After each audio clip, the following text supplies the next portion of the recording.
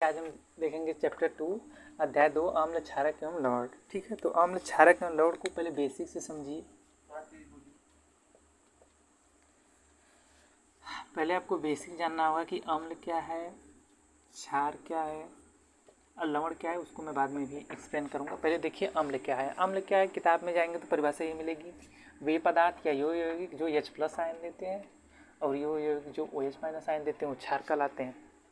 तो भैया इस तरह फील नहीं आया ना, अम्ल H+ आयन देते हैं, क्षार OH- आयन देते हैं, कोई फील कहेंगे भाई फील करवाओ इसको हमको। हाँ, तो देखिए फील कैसे होगा। अभी अम्ल और क्षार को मैं आपके डेली लाइफ से जोड़ूंगा। किस लाइफ से जोड़ूंगा? डेली लाइफ से। अब कोई चीज़ डेली लाइफ से जुड़ जाएगी तो भाई वो समझ में आनी ही आनी है। आप कहेंगे कि डेली लाइफ में कैसे जोड़ेंगे, तो देखिए डेली लाइफ में इस प्रकार जोड़ेंगे कि जैसे आप कहीं जाते हैं शादी समारोह में या कहीं पर जाते हैं तो कभी कभी आप होता है ना कि गर्मियों में ज़्यादा भोजन ले लेते हैं तो पचता नहीं है। ठीक है, पचता नहीं है तो आपको क्या होती है, अंदर से उल्टी टाइप फील होता है कि नहीं होता है। तो उसको क्या बोलते हैं, डॉक्टर साहब आपके यहाँ जाएंगे तो कहेंगे कि आपको एसिडिटी हो गया है। डॉक्टर बोलेगा ना कि आपको क्या हो गया है, एसिडिटी हो गया है। वो आपको क्या देगा, बोलेगा पीने के लिए नींबू का पानी या फिर खाने वाले सोडे का पानी। सोडा को पानी मिला देंगे,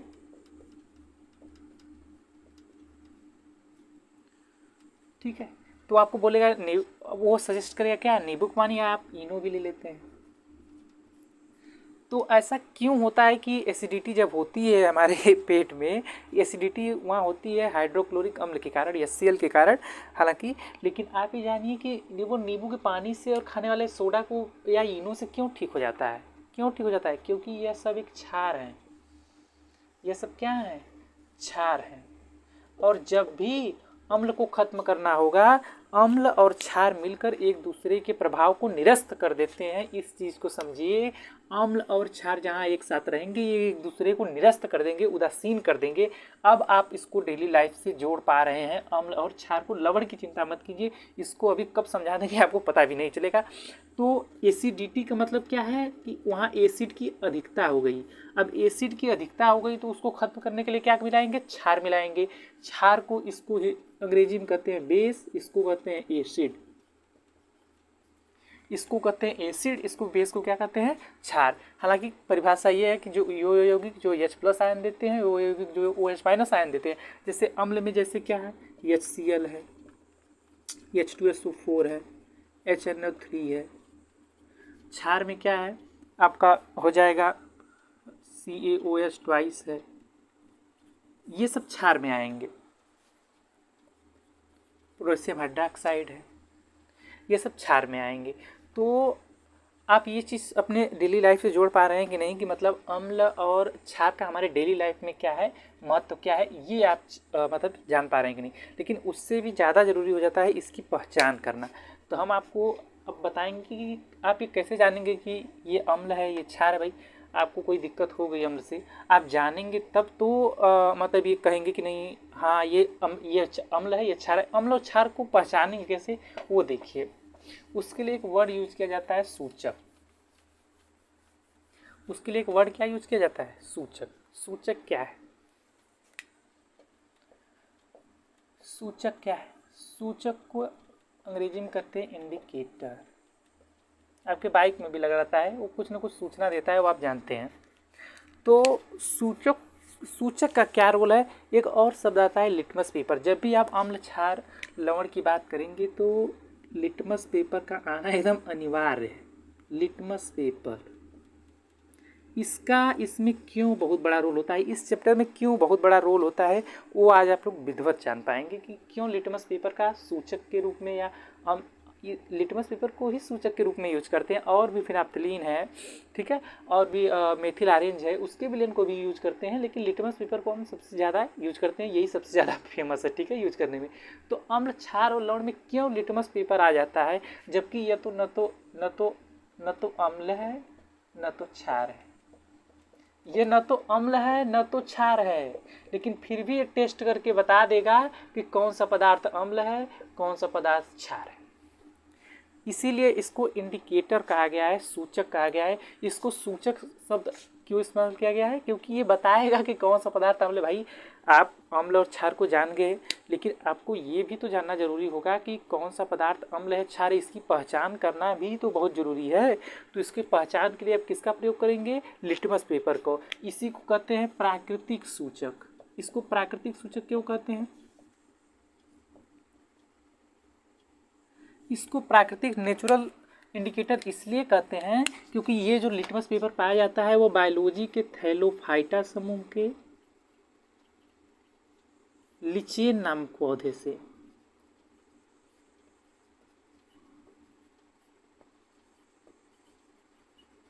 ये लिचेन नामक पौधे से पाया जाता है। क्या लिटमस पेपर? ये रियल में बैगनी कलर का होता है।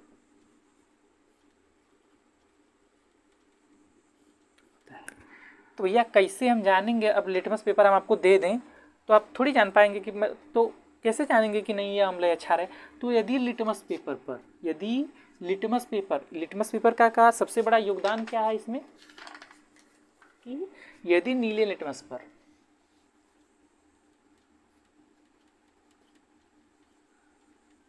अम्ल गिरा दें तो लाल हो जाएगा। क्या समझे? कि आपको एक लिटमस पेपर दे दिया गया, कोई सोल्यूशन दे दिया गया, आपको पता करना है कि वो एसिड है कि बेस है। तो आप क्या करेंगे? एक नीला लिटमस उठाएंगे, उस पर अम्ल गिरा देंगे। यदि वो लाल कलर में लिटमस बदल जाता है तो आप कह देंगे कि भैया आपका दिया गया पदार्थ क्या है? अम्ल है। क्षार के लिए क्या करेंगे? क्षार के लिए लाल लिटमस उठाएंगे, लाल लिटमस। अब इसमें यदि क्षार मिला देते हैं तो ये बन जाता है फिर से क्या? नीला। तब आप कहेंगे नहीं भैया आपने जो विलेन दिया है वो क्षारीय है कि अम्लीय है। आप इसको लिटमस को इस प्रकार यूज कर सकते हैं। इसीलिए इसको सूचक शब्द दिया जाता है कि सूचक मतलब सूचना देने वाला कि कौन सा पदार्थ अम्लीय है, कौन किसमें क्षारकता है। तो इसलिए इसको हम अच्छा इसको प्राकृतिक सूचक क्यों बोलते हैं? क्योंकि ये थैलोफाइटा समूह के लिचेन नामक पौधे से पाया जाता है। भाई नेचुरल चीज़ है तो इसको प्राकृतिक ही बोलेंगे। और फिनाल्फिलीन और मेथिल ऑरेंज को, इसको बोलते हैं संश्लेषित सूचक।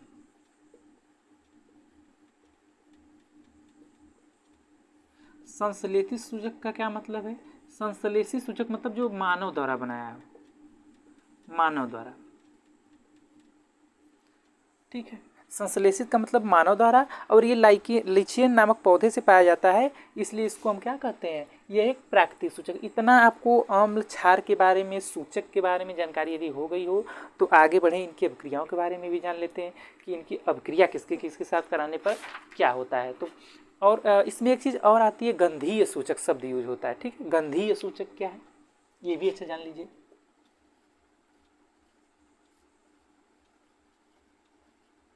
गंधीय सूचक का क्या मतलब है? अच्छा सूचक मतलब बिल्कुल समझ रहे हैं ना, सूचक मतलब क्या है? सूचना देने वाला। तो भैया यहाँ पर बात आ गई है किसकी?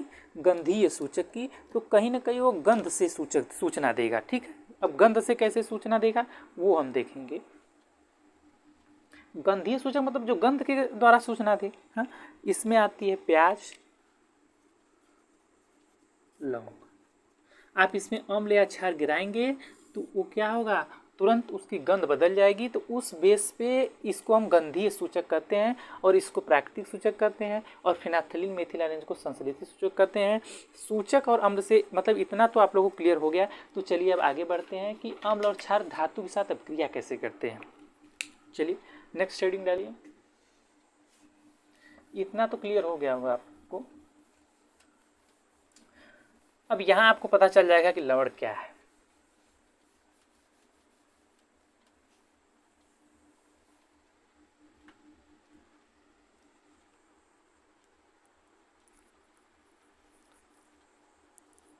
माइक का तार जो गिर रहा है बस उसी को एडजस्ट करना है।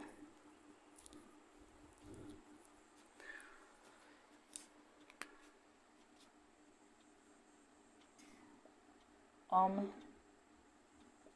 तथा क्षार की धातु के साथ अभिक्रिया।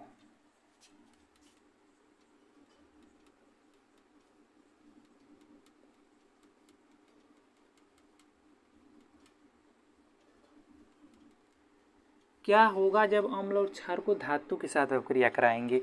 भैया पहले अम्ल का जान लीजिए कि यदि हम किसी भी अम्ल की क्रिया किसी धातु से कराएंगे तो पहले भैया जानना भी होगा धातु क्या है। धातु क्या होते हैं, एलिमेंट, Mg, Ca, ये सब पढ़े हैं ना पीरियोडिक टेबल में, आप जानते हैं धातु क्या होते हैं। चलिए Mg को ले लेते हैं। यदि हम Mg की क्रिया किससे करा दें, अम्ल से, तो क्या होगा, MgCl2 प्लस, अब बचा क्या यहाँ से 2H बचा।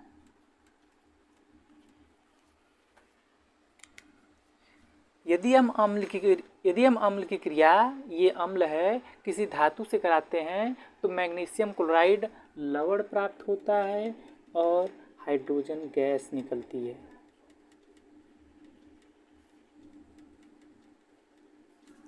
यदि हम किसी धातु की क्रिया किसी अम्ल से कराते हैं तो क्या प्राप्त होता है, लवण प्लस हाइड्रोजन गैस।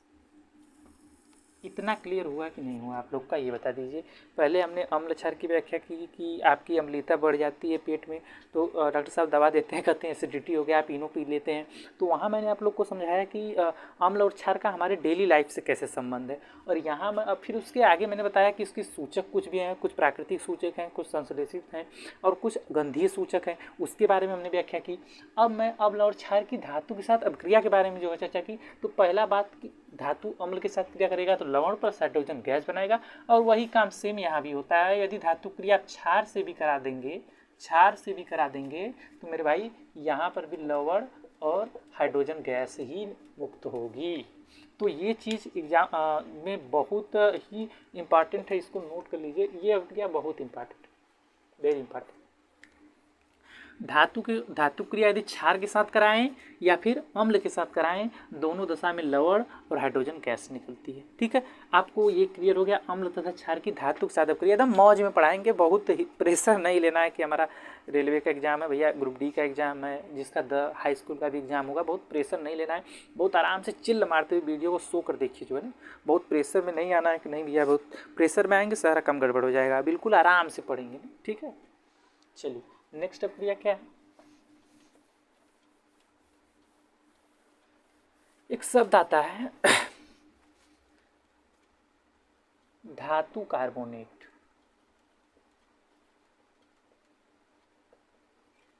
तथा धातु हाइड्रोजन कार्बोनेट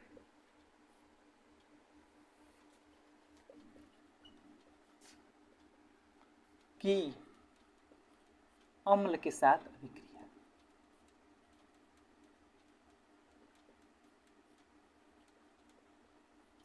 बिल्कुल एंजॉय करते हुए पढ़िए, एंजॉय करते हुए पढ़ेंगे, कॉन्सेप्ट भी क्लियर होगा, मज़ा भी आएगा जो है। धातु कार्बोनेट, अच्छा धातु कार्बोनेट का एग्जाम्पल लें। धातु से आप समझ रहे हैं धातु क्या है। धातु, यदि हम धातु को कोई एग्जाम्पल ले तो आप समझ जाएंगे। चलिए Na2CO3, ये तो कार्बोनेट है, आप समझ रहे हैं, ये धातु है, इसलिए इसका नाम धातु कार्बोनेट। इसकी क्रिया किससे कराने की क्रिया कर रहा है, अम्ल के साथ। क्या बनेगा जरा बोल जाइए, 2NaCl plus CO2 plus H2O, बनेगा कि नहीं बनेगा। अर्थात जब आप धातु कार्बोनेट की क्रिया अम्ल के साथ कराएंगे तो क्या बनेगा, लवण। भाई लवण क्या है, ये देखिए लवण समझ पा रहे हैं कि नहीं। लवण साल्ट, आपके घर में जो साल्ट है NaCl, यही लवण। लवण को लेकर कन्फ्यूजन मत रहिएगा कि नहीं भैया अम्ल क्षार तो हमें क्लियर आप कर दे, लेकिन हमको लवण ही कंफर्म नहीं हो पाया। लवण क्या है, तो लवण उसी नमक को कहते हैं, जैसे सल्फेट आयन, कार्बोनेट आयन जो है, ये सोडियम क्लोराइड हो गया, फास्फेट हो गया, तो इस प्रकार के जो लास्ट में शब्द आएंगे वो क्या होगा, लवण होगा। ये क्या है, कार्बन डाइऑक्साइड गैस।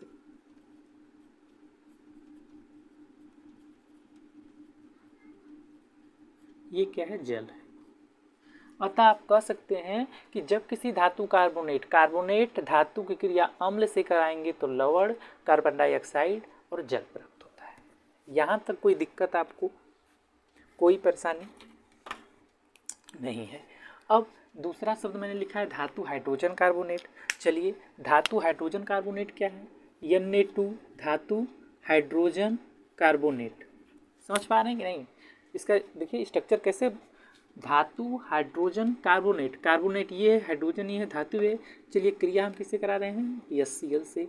क्या बनेगा, NaCl, ये आप जानते हैं लवण है, plus CO2 carbon dioxide gas, plus H2O जल बनेगा। अर्थात दोनों दशाओं में, चाहे आप अम्ल की क्रिया धातु कार्बोनेट से कराइए या धातु हाइड्रोजन कार्बोनेट से कराइए, दोनों दशाओं में लवण बनेगा, कार्बन डाइऑक्साइड बनेगा, जल बनेगा, लवण बनेगा, कार्बन डाइऑक्साइड बनेगा, जल बनेगा। यहाँ तक किसी को कोई दिक्कत नहीं होनी चाहिए भैया।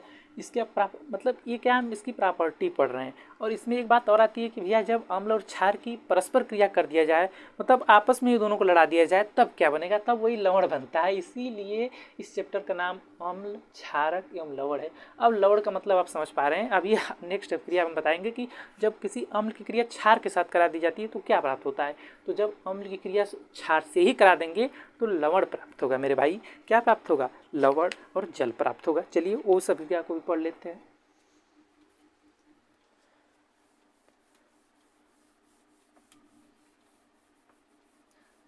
इसको आप रिलेट करेंगे, देखिए फील करेंगे तभी समझ पाएंगे। रटना नहीं है कि उसकी परिभाषा रट लिए, इसके रिएक्शन रट लिए, उसका मतलब रट के कुछ भी नहीं होगा। आपको कॉन्सेप्ट चाहिए, आपको फील आना चाहिए कि सब्जेक्ट में नहीं, मतलब मैं जो पढ़ रहा हूँ अम्ल क्षार, उसको फील कीजिए, अपने लाइफ से रिलेट कीजिए।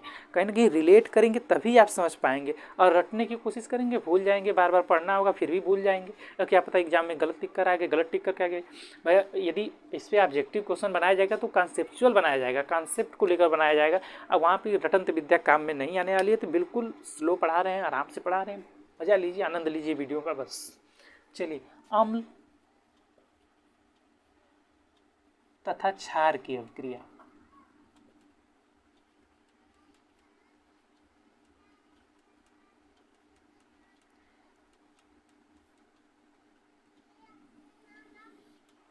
अम्ल तथा क्या होगा जब अम्ल की ही क्रिया क्षार से कराई जाए तो इसके लिए क्या करेंगे, पहले ये देखिए अम्ल क्या है,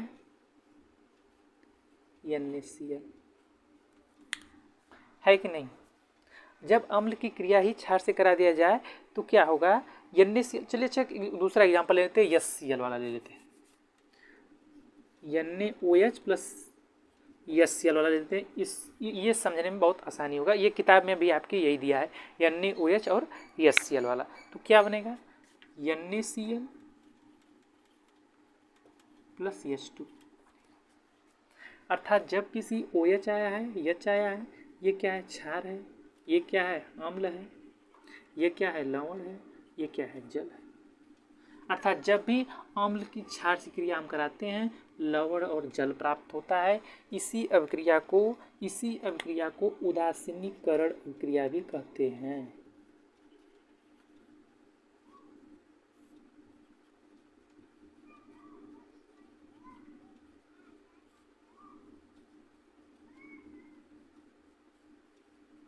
क्यों उदासीनी अभिक्रिया करते हैं, क्योंकि ये हमने आपको चैप्टर जब शुरुआत किया तभी बताया कि जब अम्ल और क्षार की ही परस्पर क्रिया करा दी जाएगी तो एक दूसरे के प्रभाव को निरस्त कर देंगे।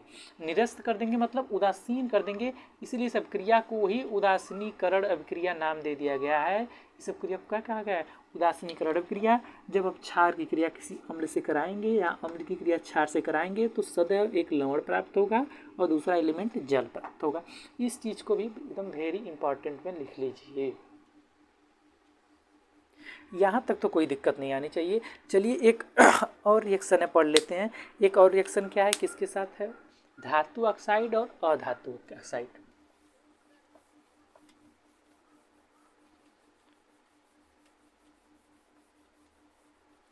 देखिए यही रिएक्शन है, बस उसका नेम चेंज हो गया है।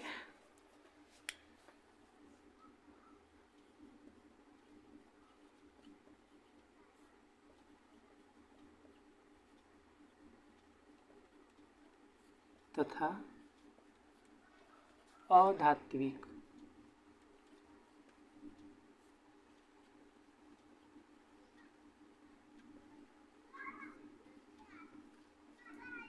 अम्ल के साथ अभिक्रिया।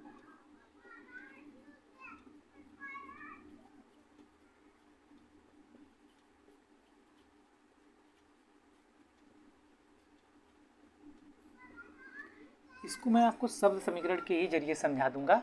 बस इसमें को करना क्या है, इस चीज़ को याद रखना है कि जब किसी धातु ऑक्साइड की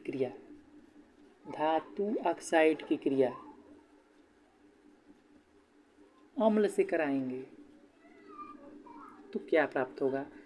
अच्छा, इससे पहले कि जस्ट टॉपिक में हमने आपको बताया कि जब अम्ल की क्रिया क्षार से करा देंगे तो लवण प्राप्त होगा और जल प्राप्त होगा। तो यहाँ पर आप देखिए, अम्ल तो सेम है, लेकिन ये धातु ऑक्साइड एक नया शब्द जुड़ गया है। यदि मैं बता दूं आपको कि धातु ऑक्साइड की जो प्रकृति होती है, जो नेचर होता है, वो क्षारकीय होता है, तो आप तुरंत रिएक्शन को लिख देंगे, कहेंगे भैया तब तो लवण और जल प्राप्त होगा। लिख देंगे कि नहीं लिख देंगे, अच्छा बताइए। इससे पिछले रिएक्शन हमने आपको बताया कि अम्ल और क्षार की क्रिया जब कराते हैं तो लवण तथा जल प्राप्त होता है। इसी को उदासीनीकरण अभिक्रिया कहते हैं। ये एक दूसरे के प्रभाव को निरस्त कर देते हैं। अब यहाँ पर मैं धातु ऑक्साइड लिख दिया हूँ, अब अम्ल लिख दिया हूँ। यदि मैं कह दूँ ये क्षार की प्रकृति क्या होता है, तो आप ताड़ दे बोलेंगे कि भैया अम्ल और क्षार मिल गए तो लवण तथा जल बनेगा। लेकिन चलिए अच्छा दूसरा रिएक्शन देखिए, अधात्विक ऑक्साइड।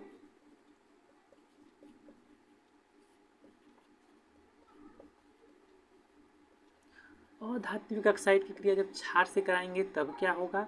आप इस रिएक्शन को भी उसी वेग में लिखेंगे, लेकिन आपको एक बात बताने की जरूरत है, क्या कि इसकी प्रकृति अम्लीय होती है। कहेंगे क्या भैया, फिर वही बात आप कर दिए अम्ल और क्षार की, तो क्या प्राप्त होगा, लवण प्लस जल प्राप्त होगा। इस चीज़ को अपने दिमाग में रखिएगा कि धातु ऑक्साइड जो होता है, धात्विक ऑक्साइड जो होता है, वो क्षारीय प्रकृति का होता है, और जो अधात्विक ऑक्साइड होता है वो अम्लीय प्रकृति का होता है। तो भैया इससे पहले वाला ही तो रिएक्शन है। इसके पहले ही रिएक्शन में हमने आपको बताया कि अम्ल और क्षार मिलकर लवण तथा जल बनाते हैं।